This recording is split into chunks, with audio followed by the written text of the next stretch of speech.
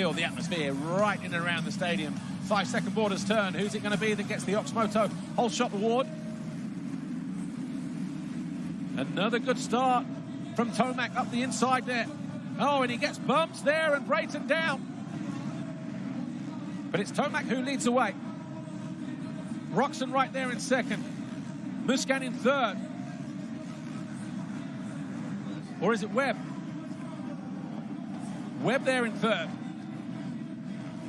And then Musquin behind him, then Aranda, then Supercross. As Tomac and a fired-up Ken Roczen start their first official full lap from finish line to finish line, away through. But look at Roczen here. He is going for the number 3 ahead of him, Eli Tomac.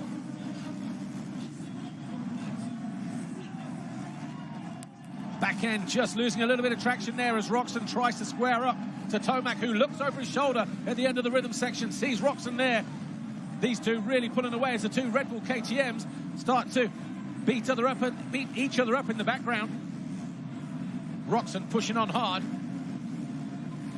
This is the first real test for Eli Tomac this evening, and Roczen lets him know he's there, takes the lead on lap 2.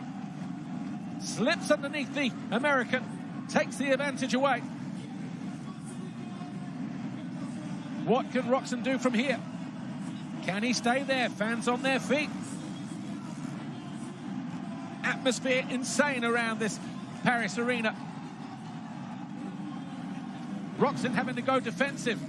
Will there be a cutback here from the number 3? Well, he thought about it. You know what? It might be up his sleeve a little bit later on, unless he can get good drive across the waves. But Kenny Roczen, far too good across the whoop section.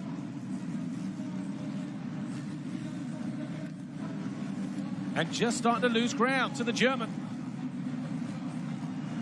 5.5 minutes. Plus a lap then remain in this SX1 Sprint Race 2. Remember, he went down on the first turn after there was a tussle between Roczen and Tomac, and that caught out Brayton, your rider who finished second in the first race.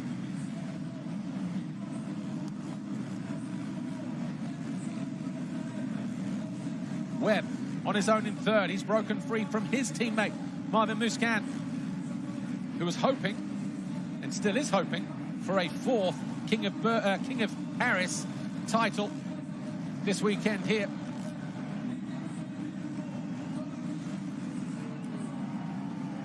Roczen just a little off balance there, just had to give it a little bit of leg swag. 4 laps complete. Tomac less than a second behind, 9/10 that time around, and he was 2/10 quicker than the number 94 on that occasion.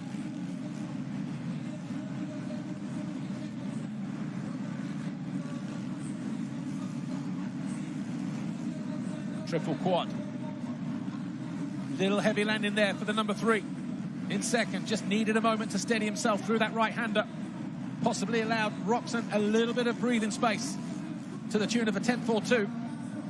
But Tomac just starting to close in on him again. 2 KTMs, around about 3-4 seconds, 5 seconds in Marvin Musquin's case, off the lead. But all of a sudden, the battle is back on. The gap half a second. That from my advantage point as they hit the whoops underneath the Red Bull arch. Serious amount of pressure Ken Roczen is having to deal with here as Tomac tries to... Tomac looking to find a way around. I think if he's not found a way past Roczen until the final lap, if he's close enough, it might be in that turn on the approach to the whoops. A-Ray just staying out of the way there. Alex Ray, he's in 12th place. And all of a sudden, Roczen has found another gear. It was 3/10 as they hit the line a moment ago. Remember, Gregory Aranda, who still circulates in 5th place.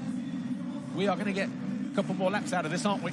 Because it's not going to take 38 seconds to get from here to the finish line.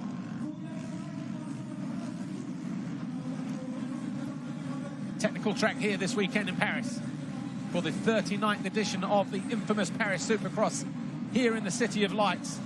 Tomac pushing on here. There's going to be another lap and a half in this for Eli Tomac. Gets onto the rear wheel, then can't find a way past. Loses a little bit of ground.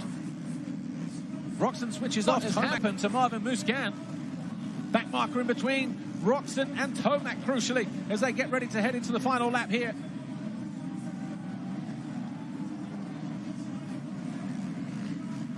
Can't switch off, though. Tomac will not give up until the very last turn. Not close enough to make a move here in the right-hander. Going to have to rely on a mistake through the woods. There's traffic on the horizon there. Both riders navigate without too much difficulty. See how soft it is as they triple in and land in that landing zone. Soft ruts just starting to pull up.